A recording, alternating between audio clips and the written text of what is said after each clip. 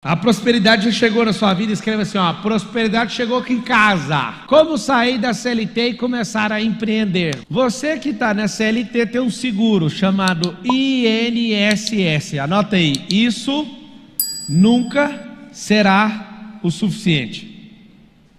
INSS é um seguro que vai fazer você lembrar todos os dias que você está pagando um seguro que nunca será o suficiente.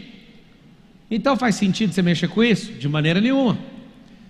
O INSS é um modelo de pirâmide que não tem novos produtos, não cresce e tem um problema, vai chegar uma hora que vai parar de pagar, não tem como não pagar, aí eles vão tirar de outro lugar, vão travar o sistema justamente por quê? Porque é um sistema que não se sustenta. Então você tem que entender isso, é um tipo de pirâmide, mas não pode falar demais, então alguém arruma problema para mim. E a CLT? A CLT é um sistema de segurança, de estabilidade que faz você ficar a sua vida inteira num nível. A faculdade, a escola, eles desenham você para você ter uma certa mentalidade. Que mentalidade? A mentalidade de ser apenas uma peça do sistema, um trabalhador. Nenhuma faculdade ensina você a ser empreendedor.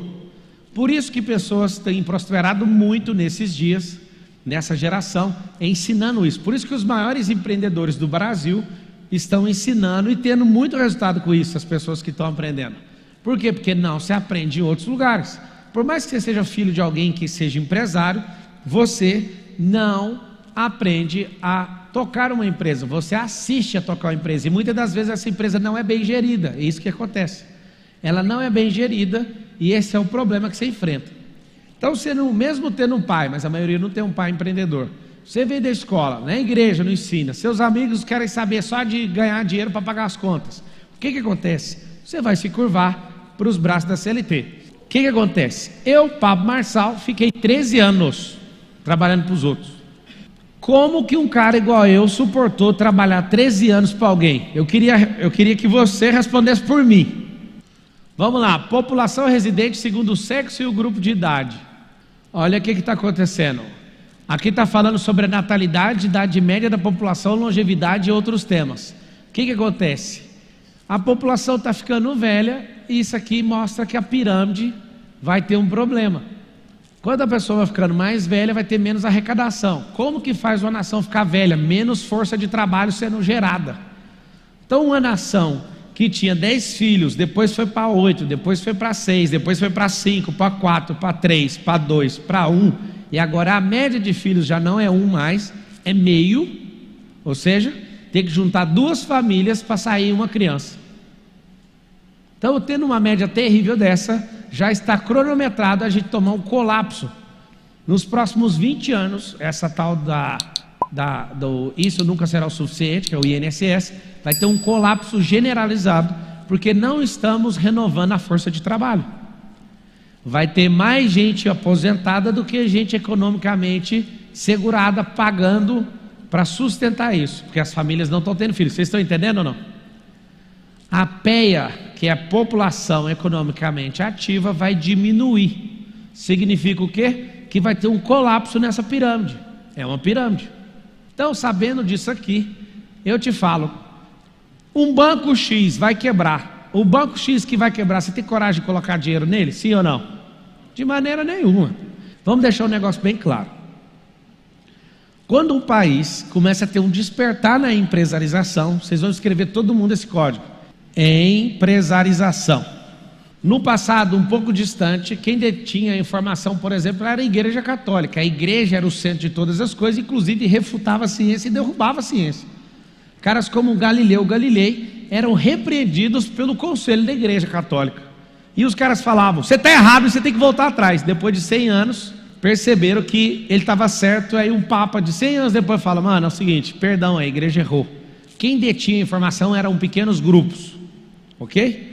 Depois disso, a informação começou a ser democratizada. Nunca na história do mundo um bilionário para dar aula de graça para alguém. Isso nunca aconteceu. Nunca na história do mundo, não tem relato, já procurei. Não existe. O mais que aconteceu são bilionários falando em suas confrarias para os seus sócios, o estilo de mastermind. Mas falar, esse tanto de gente rica abrindo a boca, esse tanto de gente não precisa de R$1 através do ensino, abrindo a boca pela necessidade de destravar esse povo, essa é uma grande e surpreendente geração, então não tem como você escapar. As professoras das minhas escolas mandam sempre uma pergunta assim: você quer que eu ensino empreendedorismo, mas eu sou trabalhador aqui, eu sou CLT. Aí eu falo, primeiro você vai explicar o conceito e nós vamos rodar isso na prática, mas eu quero que vocês prosperem e empreendam, porque eu quero contar essa história na escola. Na hora que um aluno der um checkmate em você que está ensinando isso, você fala, pois é, mas é nessa escola aqui que as professoras começam a prosperar e empreendem, em outras escolas não existe. O que o seu pai está ensinando, o que o Marçal, que é o líder desse momento, está ensinando, ele está colocando as pessoas para empreender. Então vamos lá. Entre julho de 2021 e julho de 2022, o país registrou cerca de 6,5 milhões de pedidos de demissão de trabalhadores com carteira assinada. Trata-se de um recorde histórico. Apesar do alto índice de desemprego, a inflação persistentemente alta e uma taxa de juros fortemente contracionista. Que efeito que é esse aqui, ó? Esse efeito chama-se Marçal, Flávio Augusto, Wizard, esses caras todos que estão lutando, abrindo a mente das pessoas. Esse é um efeito da nossa confraria. Aí você fala, mas como? Os principais players do mercado hoje estão ensinando as pessoas a ganharem dinheiro do digital, na empresarização, e isso aconteceu o quê? Com acesso a essas informações e esse desbloquear, algo interessante está acontecendo. Há uma explosão de pedido de demissão voluntária. Qual que era a mentalidade no Brasil? Inclusive eu já tive essa mentalidade como trabalhador: não saio daqui se você não der meu acerto. Então era normal que a pessoa se matasse a vida inteira dentro do negócio e ficasse lá refém até o dia de acontecer o acerto. Só que está acontecendo uma mudança de mentalidade no país. Qual que é a mudança? Não vou ficar mais nem um segundo aqui, eu vou pedir perdendo o meu direito, porque eu prefiro o meu dever. Eu quero todo mundo escrevendo assim, ó: eu prefiro o meu dever. O seu dever é prosperar, o seu dever é multiplicar capital, multiplicar talento. E você que fica preso nisso, eu sei que você fica, porque eu fiquei 13 anos. Vocês estão no YouTube, pega o link, leva para os grupos de WhatsApp e escreve, cola aqui rapidão que é a sua chance. Escreve isso. Depois que você fizer, escreve garçom pago. Pablo Marçal é seu garçom.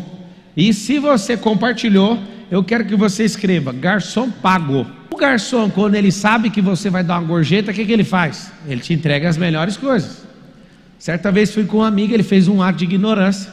Chegou no garçom, rasgou a nota de 100 ou era de 50, rasgou a nota, pôs no bolso do garçom e falou: a outra parte fica comigo se você atender bem. Foi muito massa. Apesar de não recomendar que você faça isso, porque rasgar dinheiro é crime. Ele rasgou o dinheiro, pôs no bolso do garçom. O garçom trouxe tudo que ele precisava e passava primeiro na nossa mesa.